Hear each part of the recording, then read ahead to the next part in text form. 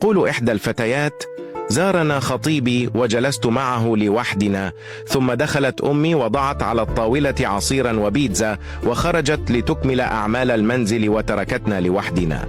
فأخذ قطعة بيتزا وأكلها ثم قال إنها لذيذة.